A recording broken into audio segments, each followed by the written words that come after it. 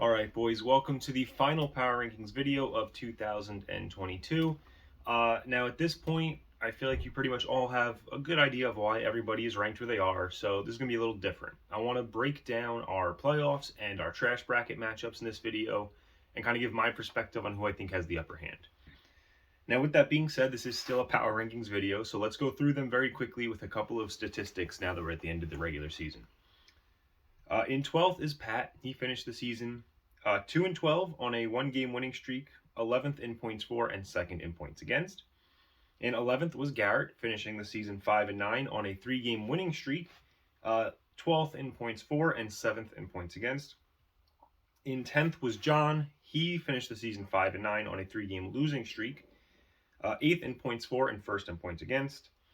In 9th was Lark. He was also 5-9, finished the season on a one-game losing streak. He was 7th in points for and 3rd in points against. In 8th is Jay. Jay finished the season 6-8 on a three-game losing streak, 6th in points for and 4th in points against. In 7th was Mitch. Mitch finished 7-7 on a one-game winning streak. He was 10th in points for and 10th in points against. Coming in at 6th is Austin. He closed out the year 8-6 on a three-game losing streak, 5th in points for and 8th in points against. Excuse me. 5th was Kurt. Kurt finished the season 8-6 on a one-game winning streak, 9th in points for and 11th in points against. Coming in at 4th was Steve. Steve was 9-5, finished the season on a one-game losing streak.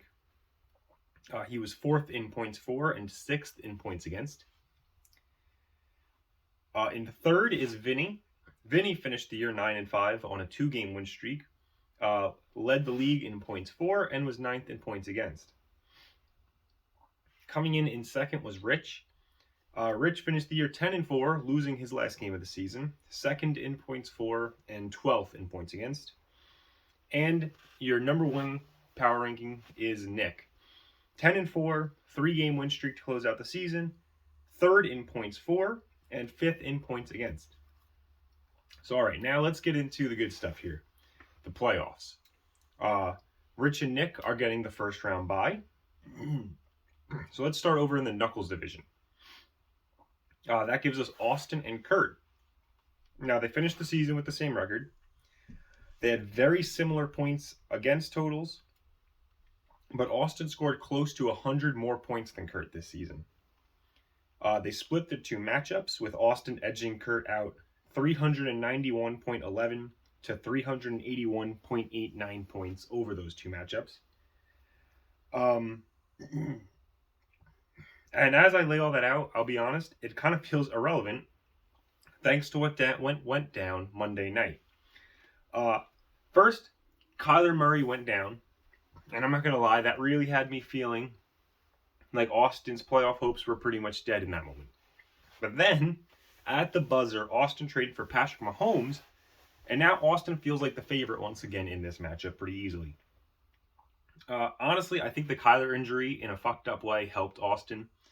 I don't think he ever would have given up picks for Mahomes if Kyler was going to be healthy entering these playoffs. And adding Patty is pretty significant, I think. He's been a lot better than Kyler this season for fantasy.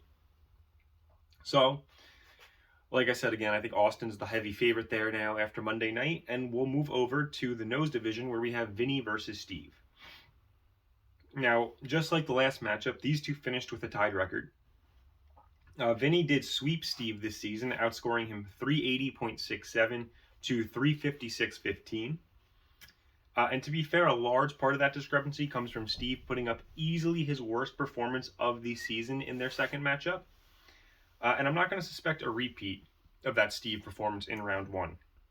However, Vinny is clearly the favorite here.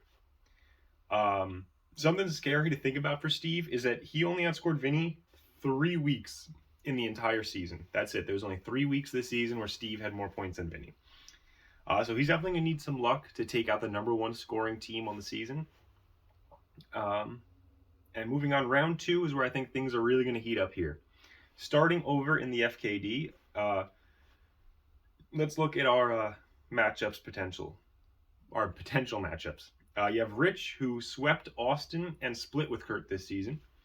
He outscored Austin by 84.07 points and Kurt by 17.77 points in those matchups. And it was actually kind of surprising to see that Kurt was the tougher matchup for Rich this season, over Austin. Now, again, with Mahomes now, it still feels like Austin is Rich's bigger threat. I will say that over the past few weeks, Rich has shown some inconsistencies in his team. And at this point, I actually don't feel as strong about Rich as I once did. I don't think either one of these two guys in Austin or Kurt are incapable of taking down Rich in a round 2 matchup. Rich still, I think, should be viewed as the favorite, but I definitely don't think he's a heavy favorite at this point. Moving over to the FND, you have Nick, who swept Vinny and split with Steve. He outscored Vinny by 27.81 in 2 very high-scoring matchups, and Steve outscored him by 5.22 points, actually. Now, just like I talked about on the other end of the bracket, I'm pretty shocked to learn that Steve has been a bigger pain in Nick's ass than Vinny has been. I still think Vinny is the only one of these two that has a real shot to take down Nick. Nick versus Vinny Part 3 also, I think, could be the best matchup of the entire playoffs if we get it. In their first 2 matchups, they scored a combined 919.25 points. And that's fucking insane, let's be honest. So, now we're going to move over to the championship matchups. And now I'm not going to break up every possible matchup because that would just take way too long. But I want to give you everyone's record against the other playoff teams. This is for either side of the bracket. So Rich was 4-2. Nick was 4-2. Vinny was 4-2. Steve was 3-4. Austin was 2-4. And Kurt was 2-5. Now, this really confirms the rankings that I've consistently held since week 9, with Rich, Nick, and Vinny being the top 3 guys. It's very hard for me to imagine a championship that's not going to include at least one of those 3. And that's all I'll say on the championship. Let's talk about the losers now. In the trash bracket, Pat and Garrett are going to have bye weeks. And once again, we're going to start in the Knuckles division, which gives us Lark versus Mitch. Now, Mitch has a 2-game advantage and swept Lark with a 24.31 point differential this season. Despite that, though, Lark has a pretty significant point advantage over Mitch on the season. I think this is a really good matchup, and it could easily go either way. Like I said, Mitch finished the year with 2 more wins. He seems to have had Lark's number in their matchups, but if you're just going by points scored, Lark has the better team. But moving over to the other side in the nose division, where we're going to have Jeremy versus John. Now, both of these teams finished on a 3-game skid, which is pretty brutal. Jay has been better than John in every way this season, though. He finished with the better record, he finished with more points scored, and he swept John this season, outscoring him by 63.34 in those 2 matchups.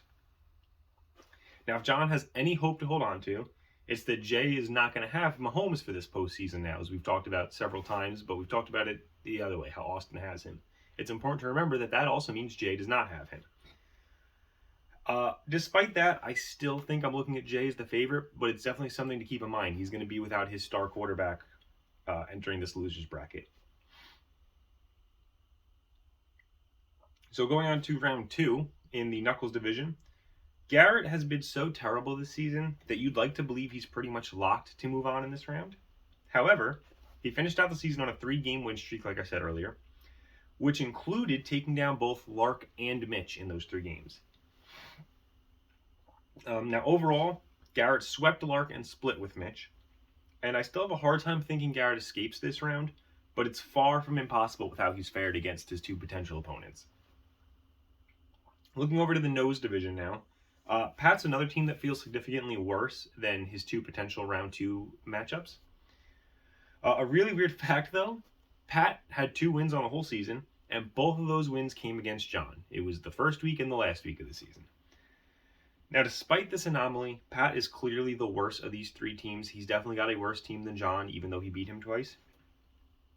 And so while it's really weird that Pat seems to have this over John, I think Pat's going to be the guy we see moving on.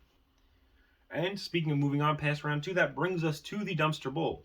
And once again, I'm not going to look at every potential matchup, but we're going to look at the records. And these are going to be everybody's records against the other trash bracket teams.